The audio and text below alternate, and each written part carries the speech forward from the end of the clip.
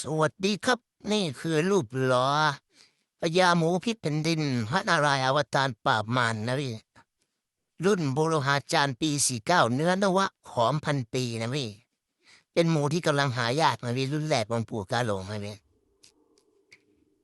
เป็นหมูพลิกฟื้นคืนชะตาร้ายกลายเป็นหลี่นะพี่ขับไล่เสนียดจันไรศัตรูโมมาน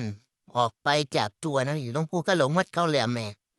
พระเถราจารย์ผู้มีฤทธิ์อำนาจวาจาประกาศสิทธิ์ด้วยเขี้ยวแก้วกลางเพดานปากนะพี่พญาโมพิกันเด่นเนี่ยเมื่อจะนำไปบูชาติดตัวให้ตั้ง